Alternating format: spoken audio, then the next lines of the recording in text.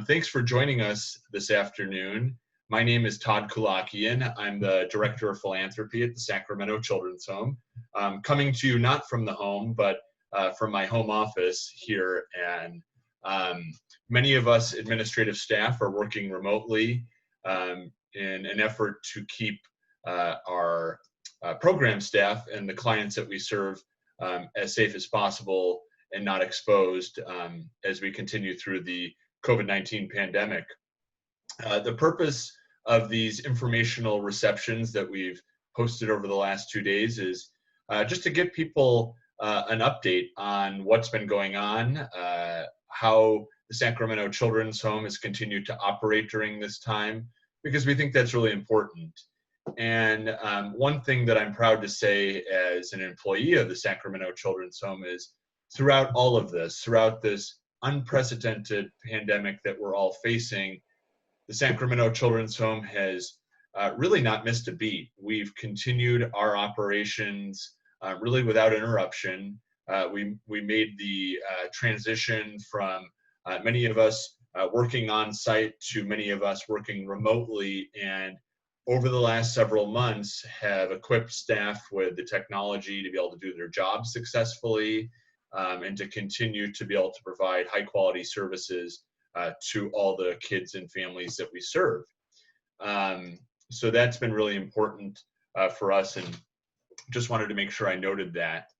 I'm going to click over to just give you an idea of who you're going to be hearing from. So for this informational reception, we've lined up a great group of speakers, and they're listed here, obviously myself, but also our CEO, Dr. David Baker, our Director of Child and Family Programs, Sharuk Chisti, John Glass, who is our Training and Activities Manager, who works within our residential program, and then Rachel Hahn, our Crisis Nursery Program Manager. Also, I believe we'll have at least one of our clients on the call today that we'll be able to share with you a little bit about their experience utilizing our services. But at this point, I'm going to pass it over to David. But just before I do so, during today's call, the main focus that we're going to have is on our three of our programs: our Crisis Nursery, our residential program, and our Family Resource Centers.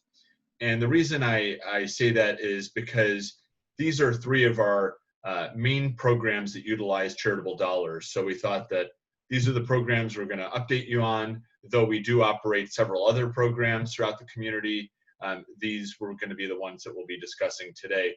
This chart I have up here showing you how charitable dollars are consumed is a little outdated. We actually are utilizing a little less in the Crisis Nursery as of last year, a little bit more in residential, and a little bit more in the Family Resource Centers. But in general, these are the three main programs that when you give to the Children's Home, this is where your support goes. But at this point, I want to pass it on to our CEO, David Baker. David has been with the Sacramento Children's Home for 8 years, first as Chief Operating Officer, overseeing many aspects of the home, and then since 2018 is our Chief Executive Officer. So we're really glad to have David at the helm, leading us through this time. And David, if you can take it away from here. Sure. Thank you, Todd, and thank you everybody for joining us. It's great to actually see some folks that I haven't seen for a while. Sue Scotland, I see you there. Get so used to seeing you guys at events and here on campus for either lunch at the Casa or different things that we're not doing now. So it sort of comes back around to what are we doing, which is what Todd had mentioned.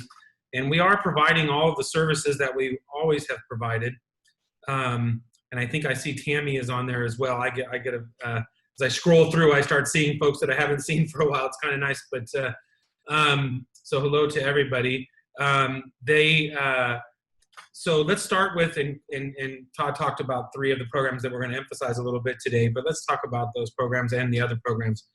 Residential, and I have to say we have some amazingly dedicated and staff who continue to work every day with the kids who live here on campus.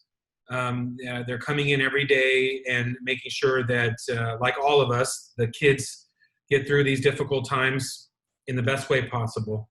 Also, the nursery, the crisis nursery is on that list. Those folks are showing up every day to work with kids. And even during the pandemic, because there's such a need for those kids in both programs to have caring adults that are providing care and supervision on a daily basis, that they're moving forward. Now, I will assure you they're taking precautions and wearing masks and doing social distancing as much as possible as you can do with babies and other folks. Of course, they have to be held, so you can only do so much of that. And the extra cleaning and different things that we're trying to do. Now, for our other programs, which are vital to the community as well, our mental health programs continue to operate mostly virtually. They can have sessions and meet with families just like this. There are times when this doesn't meet the need for the youth or the family, and there might be a crisis or something like that. And in those cases, our staff have been able to go out and still provide services while taking the necessary precautions and doing it in the safest way possible. Overall, I'd say our staff and family have responded really well to doing those virtual services. People have adapted well, and we're all looking forward to it ending. But in the meantime, we're making sure that folks are still getting the services they need. And that goes for the family resource centers as well. We have still doing visits with families, mostly virtually. We do have staff that come in, and we've been doing some delivering of vital food and cleaning supplies and other stuff that some of our families are in need of. We've had staff that have been able to deliver some of that stuff, and we've had opportunities for clients to come in and pick up some of that stuff as well. I think recently we had a small backpack drive at one of the programs, and we have more of those going as school gets started. So I think Todd might mention later, we have an event with SMUD on Monday that's a backpack drive, a back to school drive. Most of our kids are doing school virtually, but they still need supplies and they still need materials. And so we're still encouraging folks to donate those and setting up safe ways to do that. So he'll talk about that later. So that's how we're operating. We haven't had anything for a while that's public facing in terms of events. So just to share, mental health programs are growing. I think that's a common theme for us every year recently, including our wraparound program, which does a terrific job working with kids, keeping them out of high-level placements. It's going to be doubling this year. So we'll be bringing on more staff, and we're looking forward to that. The counseling center has also grown and is able to provide more support for kids that are in families that are experiencing housing instability issues and possible homelessness issues. And many people know the source has grown past just providing services for foster youth and former foster youth, and now provides support for youth and families in Sacramento County free for everybody. So that's sort of what's going on in terms of growth. We know that, and Sharuk is going to talk about the amazing work being done at the FRCs, and I just feel it's important to say that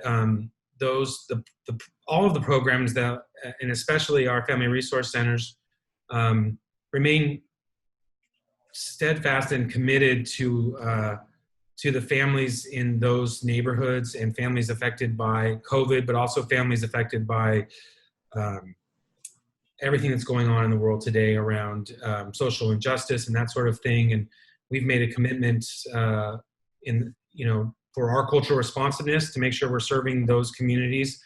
And I think as things have evolved, that's continued to be shaped into a larger commitment. I should mention another program that is going to be getting ready to grow. Many people are aware of our Village program, which is focused on reducing the deaths of African American babies in South Sacramento. We're investing additional dollars into that program so we can continue to grow the impact we're having there. And same with our cultural broker program that works out of Valley High, which is really focused on reducing the disproportionality of African American kids that are coming into the system. And so we're investing additional dollars to bring more staff onto that program as well, because it's such a vital program that's had such great outcomes that we really want to expand that effort in addition to all the other expansions we've been doing lately. I think many of us view this COVID as a speed bump of us accomplishing all of our goals, but we're still moving forward. And I'm just happy that everybody is willing to at least come on virtually and hear about what we're doing and ask questions. And I know I'm looking forward to hearing from John and Sharuk and Rachel about what's going on in their programs. So I'll pass it back to you, Todd, although I'm happy to answer any questions or anything like that as we go along. So thank you. Great, thank you, David. I'm gonna switch over here. And so next up is Sharuk. Sharuk is our Director of Child and Family Programs. In her role, she oversees our 3 family resource centers that we have in the Sacramento County community. We have 3 locations, one in Meadowview, Valley High, and North Sacramento. So Sharuk, if you can take us away on some updates from the FRCs. Absolutely. Hello, everyone. Am I able to share my screen, Todd? Yes, I will stop sharing so that you can. Great. Thank you so much.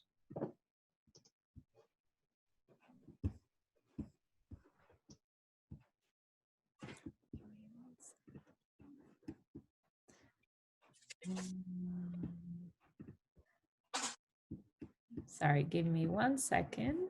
Let me put this back up. All right.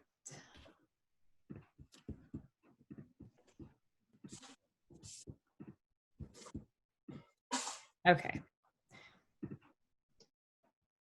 Is that the right view? I can never tell. Yes, we can see it. Okay, great. Okay, hello everyone. I'm Sharuk. I am pretty new to Sacramento Children's Home. I think with COVID, all the time frames get blended together. Sometimes I feel I just started yesterday. Sometimes I feel I've been here forever. But I've been learning. I started right when COVID hit, so I've been learning in unique ways. So it's a great opportunity today to share just what I have the honor of working with our family resource centers. And like Todd said, we have three centers, and I will go through this as we go. So, for folks, many of you may be aware of what family resource centers do. Just as a quick snapshot, I love the term incubators for innovation. I think as we work with families of different backgrounds and different needs, we have to be innovative, we have to be nimble, we have to be able to meet the families where they are. And I think just trying to fill any holes, any gaps, that's where the innovation comes in. And that's where partnership and collaboration and teamwork and just having a strong, solid foundation begins with. And it's great that Sacramento Children's Home has the work that they do with the FRCs, because you need that solid base to do this work. So definitely community-based, family-focused, culturally sensitive. We are working with many communities. Sacramento is a very diverse area, but in particular, we work with a large our African American community, and we want to make sure we continue to work towards serving them and all the folks that we serve. But and each group of communities we serve is very different, so we're constantly trying to ensure that we're getting the best staff available, provide the training to ensure that we're meeting our community. Trauma-informed, impact-driven. We are very strong on numbers and data and how data should be informing our practice. Evidence-informed. We want to do things that have been proven to work, not just do things just to do things. So again, it lists a bunch of other areas that a family resource center would have to be in order to be effective. And as I put this presentation together, I had a great time because I went through previous pictures that we've events that we've had prior to for me being here, and it was just great to see all the before COVID happened, all the great community interactions and engagements, and you don't see any masks in these pictures, so it was very happy to actually see these. And this is a good visual of what a family resource center is. It's a hub, and we are connected, and we are connecting our families to all sorts of different resources here. And so being a good partner is very important if we, want to really ensure that we're meeting the needs of our families. So let's get a quick visual. So overview of family resource centers. We have 9 family resource centers through Birth and Beyond over Sacramento County. There's lots of different family resource centers, and I'll show you a visual in the next slide. But Sacramento Children's Home operates 3 of those 9. These referrals to our family resource centers, though we can serve a variety of folks, the focus is on expecting moms and parents and families with a focus on children birth to 17 years of age. The big picture goal of the FRCs is to enhance effective parenting to help families raise healthy and successful children and ensure children are free from abuse and neglect. So if we can make that happen, this world would be a really, really happy, wonderful place. And that's what we're striving to do, is continue to meet the needs of our families and have happy, healthy children. So these were the 9 area sites here. And so one of the conversations actually Todd brought up at our meeting yesterday, our presentation yesterday, was, why are these located where they're located? And the big thing about family resource centers is we need to be at the hub of where the need is. And so the darker blues that you see, any shade of blue, is where there's highest community need, where there's infant deaths, or there's concerns, economic concerns and resources. So we are structured right in the midst of our highest need areas. Let's see that. And so we have a variety of services that we provide, but a huge component is workshops and groups that we provide. So we have evidence-informed and based education. We have 3 that we're utilizing, and we're always open to ensuring that we continue to refine what we do provide to our families. Socialization and recreation groups, we've done a variety of things, and we've actually continued to do things virtually. Arts and crafts, aerobics, we've done Zumba, family movie night, self-care. And then specific trainings, and these are, again, we want to continue to be nimble and meet the needs of the community. So, some of the basic trainings that we've done is healthy communication, relationships, child development, safe sleep, car seat education, which when families do complete, they also get car seats for their children. And then we've done support groups, and based on the need and availability, very culturally focused support groups, mothers and fathers groups, and specifically women's groups. So in addition to all of that, we also, and all our services are free, we have a home visitation program, we have domestic violence education and counseling, women's health clinics. I mean, there's a long list of things here. We also internally refer to the crisis nursery.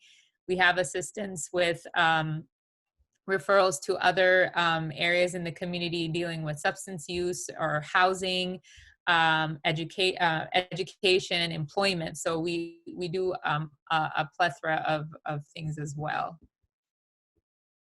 And again, these are all pictures from actual events that have happened.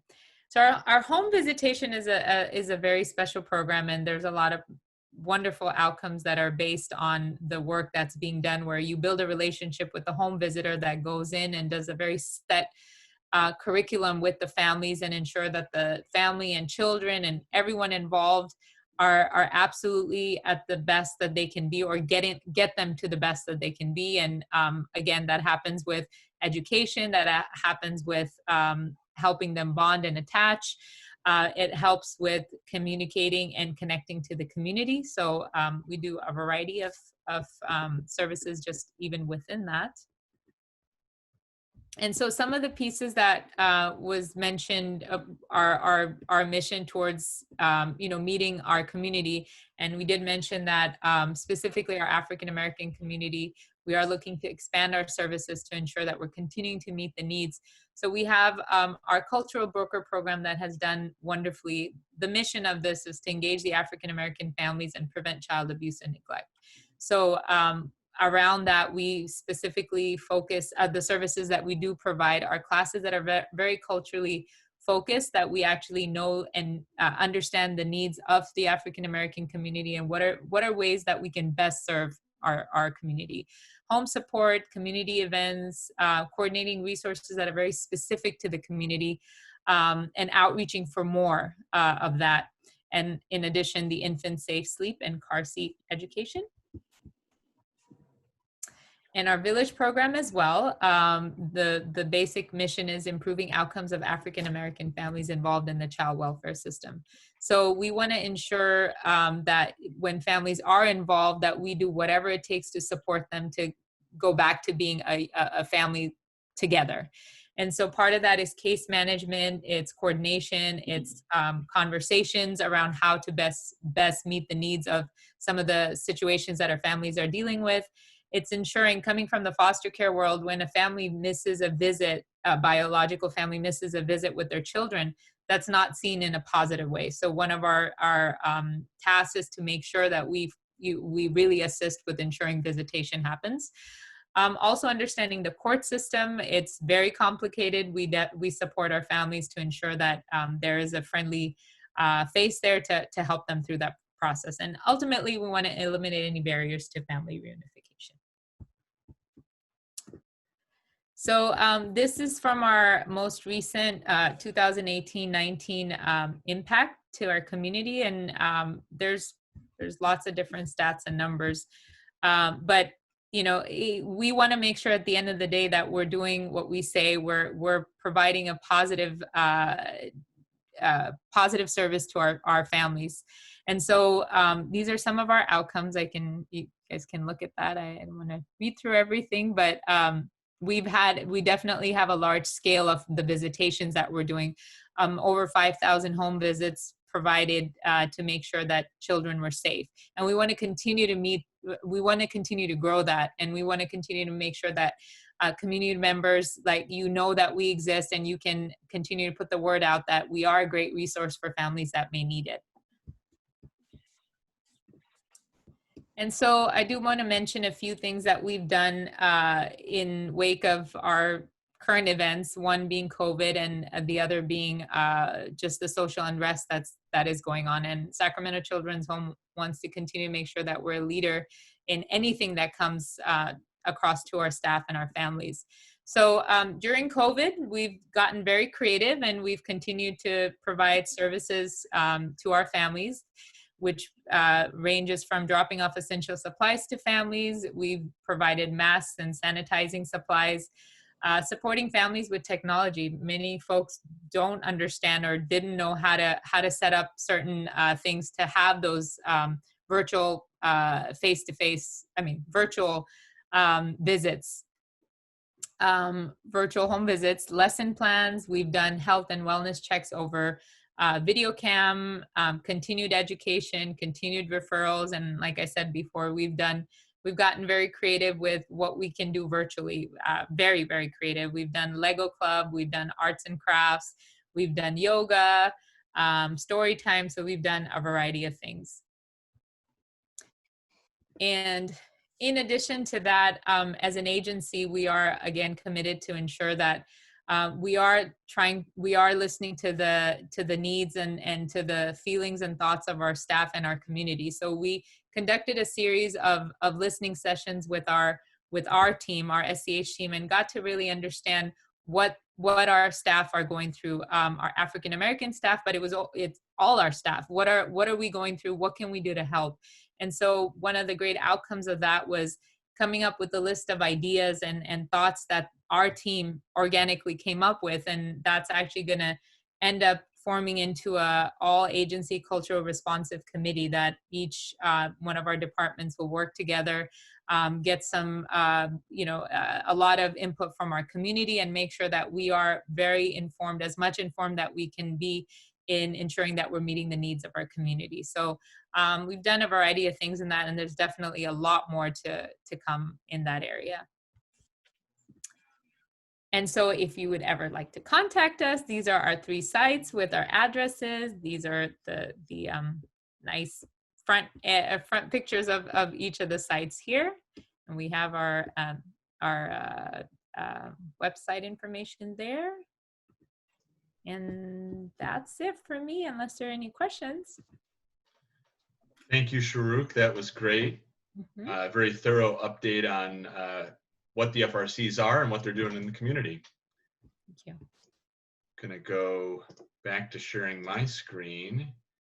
And so next up, so the Sacramento Children's Home has been around for 153 years. John has been around for about 100 of those years, serving our organization. He looks really good for his age, and just has a wealth of knowledge from our residential program. He does not like to take photos, so this was the only one I was able to get of him, was from one of our staff events last year when we were all able to get together. So John, if you're still on, would you take us away on some updates from residential?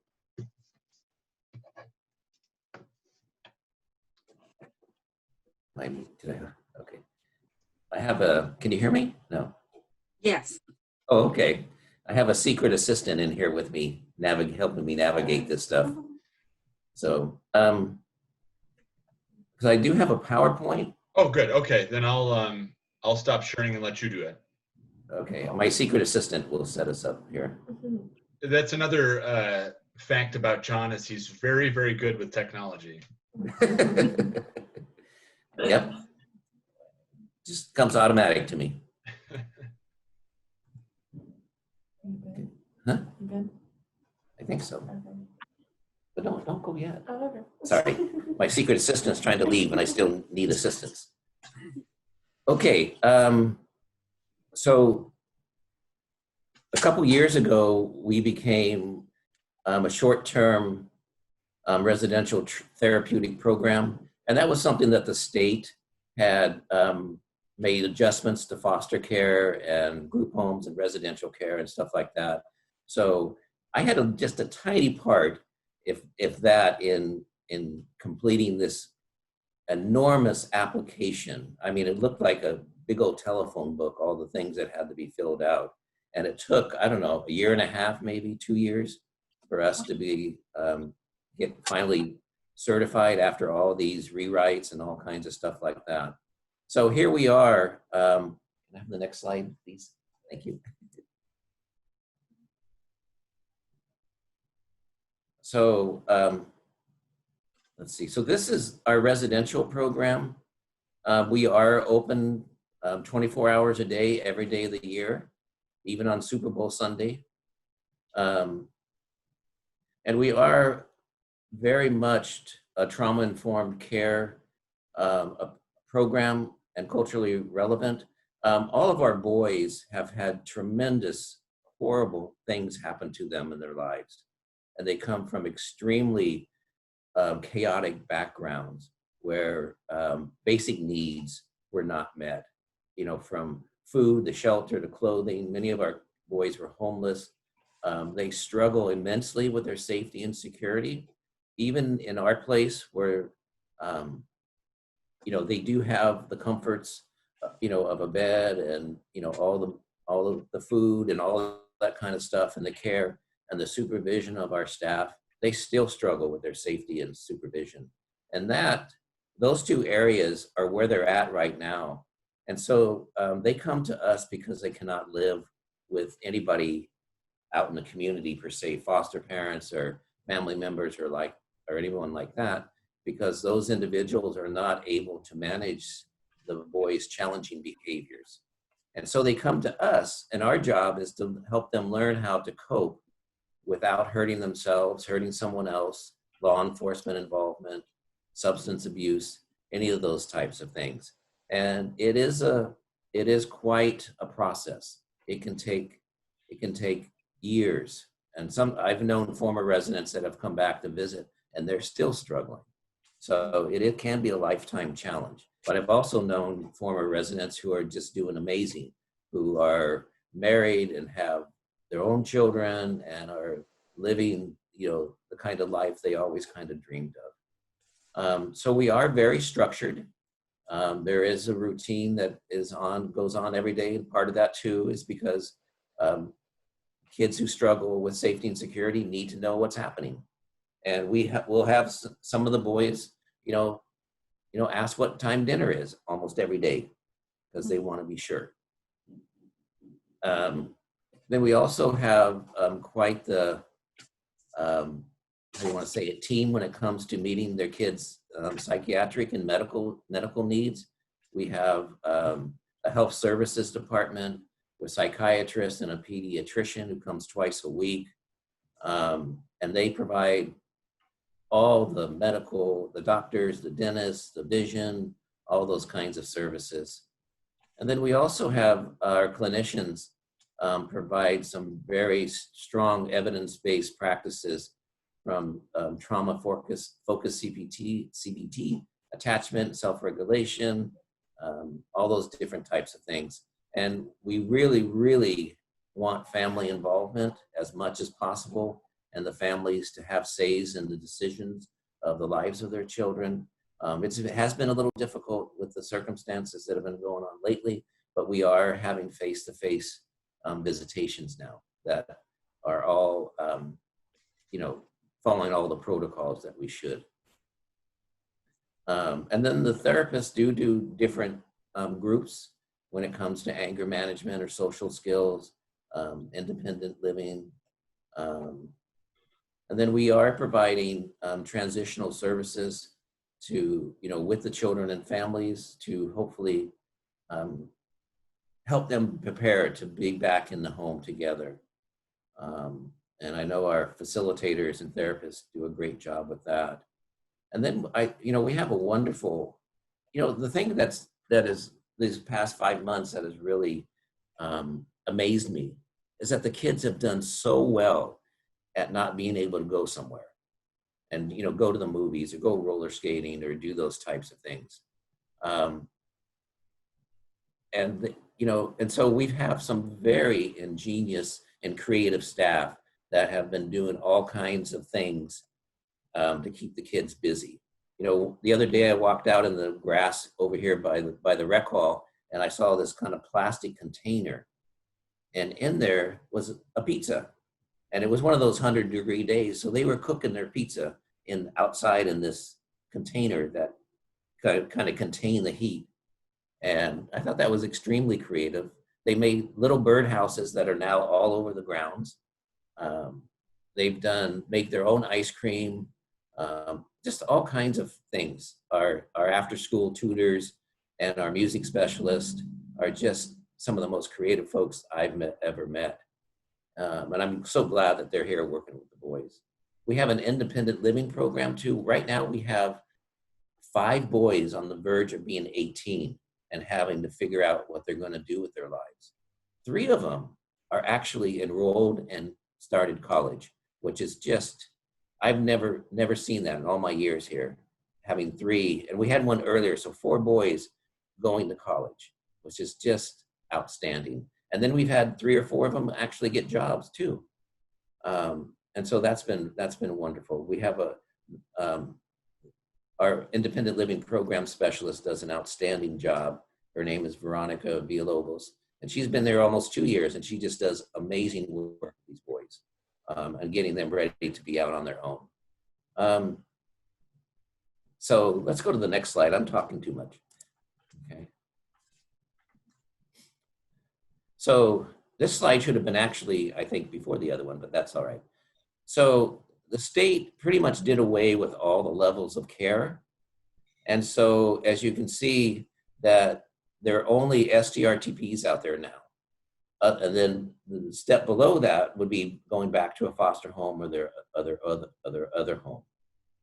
So we are the highest level of care, and we do get some boys with extremely challenging behaviors. But the thing about our staff are here for the right reason. They care about these boys, and these boys sometimes can be very, what's the word I'm looking for? Rambunctious, ornery, feisty, all those different kinds of things. And the staff do extremely well with maintaining their professionalism and not allowing things to be taken personally. And they come back day after day. But they've built a strong support system amongst themselves, and they work together really well as a team.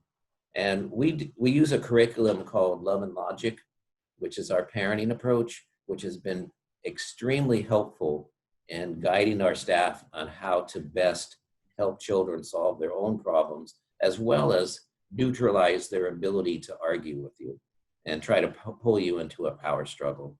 And our boys are the best in the world at manipulating and trying to get you to do something that you shouldn't do. And so Love and Logic has helped avoid a lot of that. Okay, ready, assistant? Okay. Okay, so let's see. Higher acuity children and youth. So those are the challenges. So we provide interventions versus trying to control and maintain compliance. Like I said, we want our kids to figure out their own problems when they're young versus when they get older, when the consequences are much, much more high. So we actually want to be proactive and respond to situations with a plan versus reacting when we would not have so much of a plan and might say or do something that might not be helpful. And we are very consistent with our engagement. We have a lot of boys that tend to not want to know you or get to know you and ignore you. So that's when you stay consistent. Like one of the things we taught or teach is to, even with the kids that you're having the most challenges with, is notice something about them every day. It doesn't have to be anything huge or anything like that, but just notice something. With one boy, I said, "Oh, I noticed you riding your bike today." And his response to me was, "So I didn't steal it." I said, "I know, I didn't say you did steal it. I just noticed you riding your bike." So they can kind of take things kind of defensively. They're weary and they're, they kind of look at you to figure out who you are and all that kind of stuff. So what we've discovered through time is that the best way to help traumatized youth is to establish that rapport and relationship with them. That's the best way to start making the difference. And I think our staff do very well with that. All right.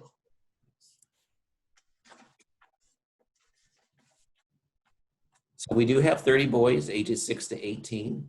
Cal Center can have 18 of the kids, Cottage 5, 12. So at Cal Center, the East Cottage has the boys roughly 7 to 11. And then the West Cottage has boys like 11 to 13 for the most part. And then Cottage 5 has the boys that are 14 and older. So like I mentioned, every child has a facilitator. They're the ones who manage the child stay here, their case, family, education, those types of things. Each child is assigned a therapist who they meet weekly with. We have mental health specialists that are actually out with the kids in the cottage, helping some of those kids get through some challenging moments and being able to work with them individually to try to look at ways to do things differently in the future. Each cottage has a supervisor, and then there's leads in each cottage, and then the ones who are right in the mix the whole time are the residential counselors. They're the ones helping the kids through the structure of their day, helping them with hygiene, food, recreation, school, all those things. Next, please. And then some of the things that we did before COVID that we are not doing now is none of our boys are going to in-person school. They're all being schooled here by our staff who are, each child has their own laptop and they get onto their Zoom things with their teachers. And so we kind of have them in little classroom settings, and we have staff that are there to assist them and to monitor all that. Our Reading the Dogs program is kind of not happening, where, this is where volunteers would bring their dogs in and they would kind of lay on the mat, and one of the boys would get a book and read to the dogs. And that was always something the boys really enjoyed. We do have AmeriCorps and after school tutors, but they're now coming in the morning because that's when the school is and we need folks there to help them through the school. So we're not able to do any out-of-town outings or local outings. The kids have done some hikes here and there. And then, but some of the times the kids say, you know what, I need to get out of here. I need to get out of here. So the staff will, you know, walk them across the park, and they'll walk the track over there, or they might just take a, you know, a short ride to the store or something like that. Our carnival day got postponed.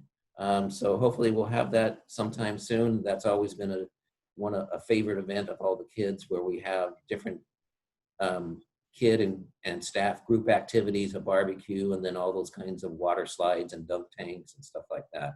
So we hope to have that soon. And then some in-person family visits are starting to occur, which has been very helpful to these guys. They've missed their family tremendously. So I talked about distance learning. Well, that's what they're doing now. I've talked about some of the on-campus activities. They have Zoom visits with family. So I think, I'm not sure, but I think some of the kids have had overnight visits. I think, I'm not sure, with some potential foster parent. And I think some of our kids have gone to foster parents here recently within the last month. Okay. Oh, so there you go. I didn't make this PowerPoint. Annette did, my boss. So, but I'm taking credit for it now. I did a lot of good ad-libbing in there that just enhanced it that much more. John, as always, very well done. Thank you so much for giving us a really thorough update on what's going on in residential. You know, what I've always found working with John is there is no bigger advocate for our kids than John Glass. He, you know, really prides himself on the work that he does with the boys, and I know he's very proud of it. So I'm gonna pull up my share screen again, but in the meantime, Rachel is our next speaker. Rachel Hahn has, let's skip over to Rachel. Rachel's been with the Crisis Nursery for 10 years in various positions. And, you know, another person that I have nothing but the greatest things to say about. I've worked with her closely over the years, and she just does a wonderful job for the Crisis Nursery. She just took on the new role as program manager just a few days ago, and we're already throwing her to the fire with these receptions. So Rachel, if you can take us away with some updates from the Crisis Nursery. Thank you. Hello, everyone. Yeah, so Todd said, I'm Rachel. I'm the program manager now for the Crisis Nursery program. Just a little quick snippet about our program. We provide emergency care for families who are experiencing some form of crisis in Sacramento County, who have kiddos ages newborn to 5. Families can use this for a variety of reasons: homelessness, domestic violence, medical, employment. That parental distress is also some of the reasons why our families are using us. They can use up to 30 days or 30 nights within a 6-month period. And our case managers work with them to help them resolve whatever crisis they're currently experiencing, whether it's getting them set up with shelters, getting them assistance on getting permanent child care. It really, we're meeting the families and where they're at. So for our past year, it's been an eventful one, much like for many people out here. We started off our fiscal year very strong. We had an average of over 100% on occupancy for our program through February. And so from July of last year all the way to February, we were on average over 100%, which was awesome for our program, being able to see all the families and children that we were helping. Again, a lot of them were using us for that parental distress, medical, employment, housing issues. Our case managers were working with our clients and diligently to identify their crisis and make resolutions plans where they can have reachable goals to help them in the crisis that they're currently working through. And really working together with our community to develop relationships with programs in our community so we can ensure that we have these warm handoffs for our clients, and so we can help advocate for our clients and explain to them what other programs and provide that support while they transition to different programs. And then through the past year, we have been able to support over 1,300 families in our community in the Sacramento area. Even through these hard times, we've been able to support that many families, which is really incredible, and very, very proud of how many families we've been able to provide that support to. With COVID-19, it has been a big change for us. We aren't having our traditional events that provide support to our program, which our program runs a lot on, is that community support, that outreach. Staff meetings we haven't been able to do in person, and so I've felt learning Zoom as well as having our volunteers with us daily. But with so many changes that have happened in our community, the one thing that hasn't changed is that we've been open. We have always been open and here to support our families in the community. Our doors have not closed. There's always been a staff member there able to answer the phone and to see what that family might need. We have been working diligently to help to keep up with the CDC and public health department, even though they sometimes change things, seems like daily. We've been keeping up on the new requirements and trying to maintain that safety for all of our kiddos and our families. So with that, all of our families, or anyone coming into our program, they are getting screening questions through exposure of potential or symptoms of COVID.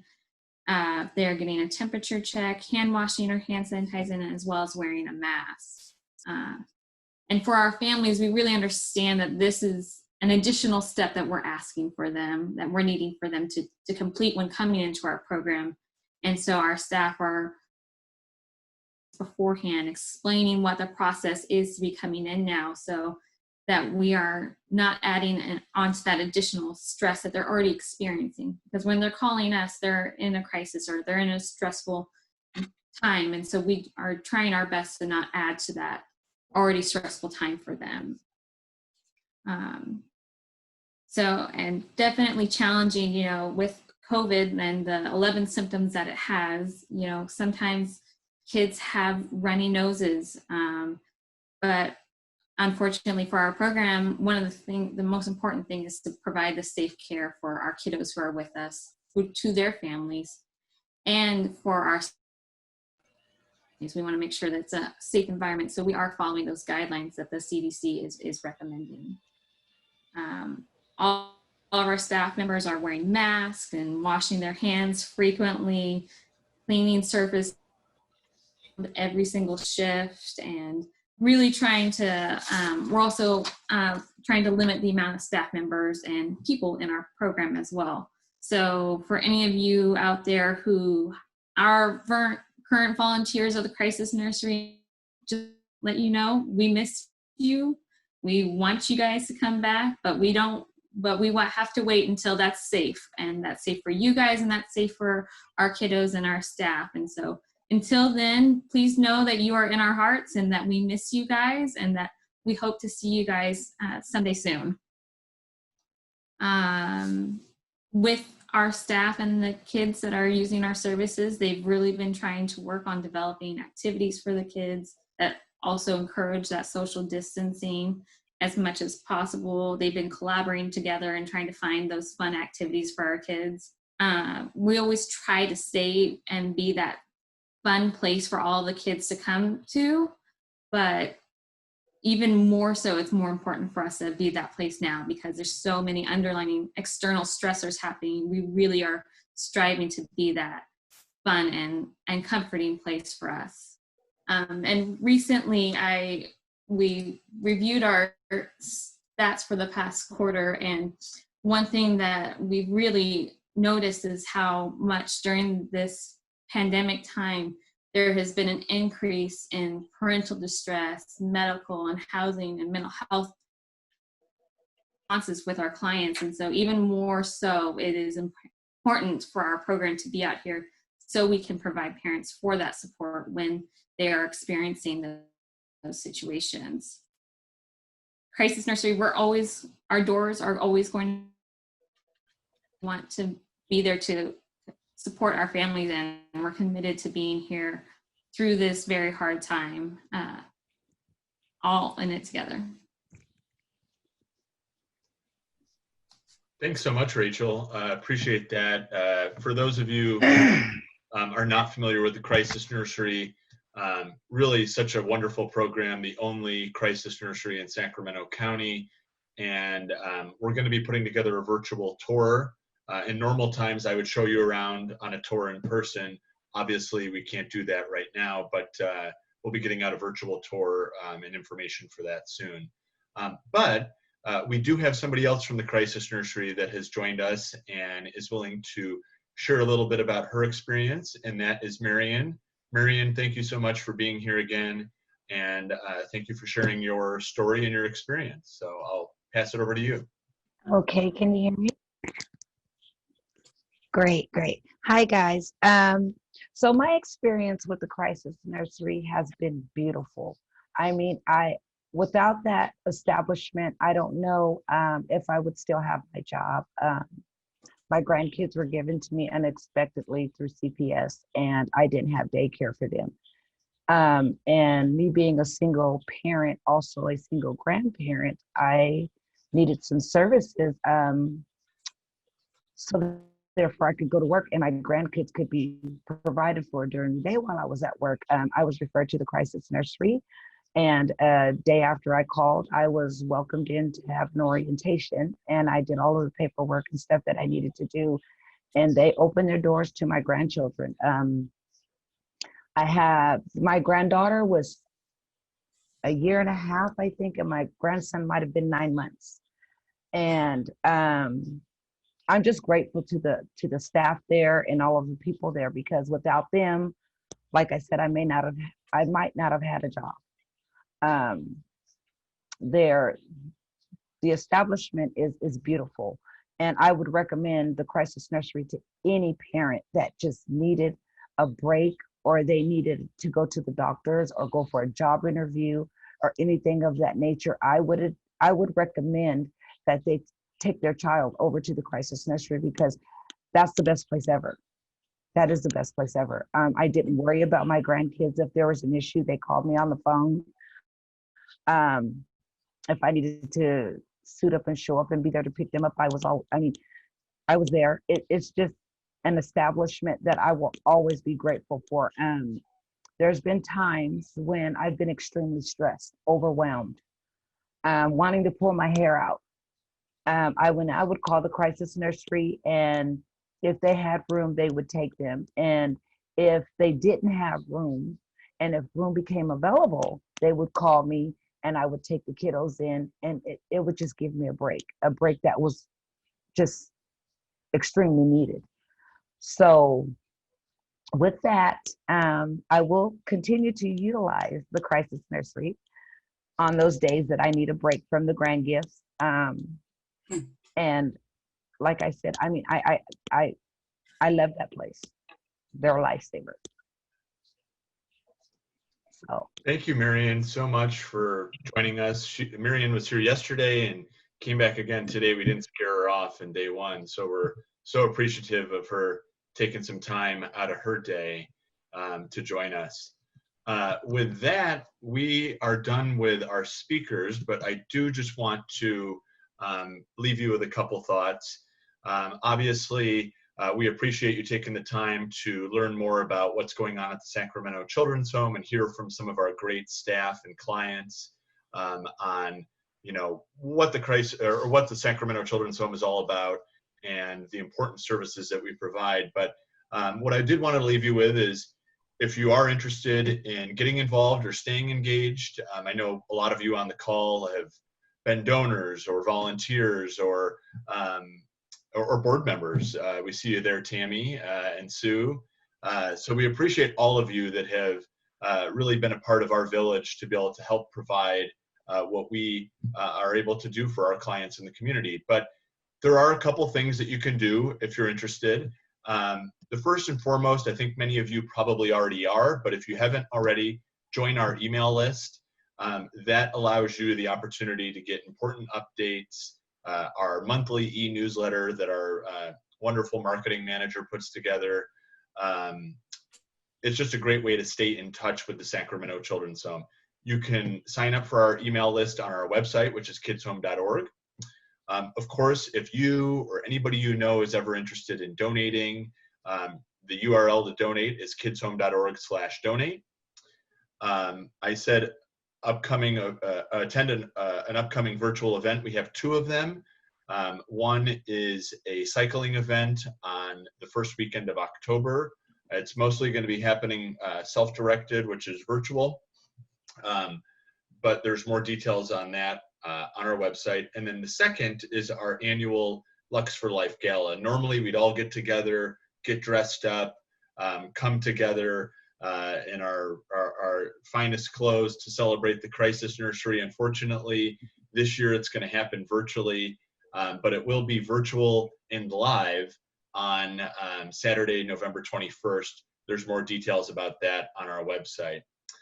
And then in normal times, I'd love to take you, one of the many things that I do as part of my job is touring people around our main campus and our crisis nurseries.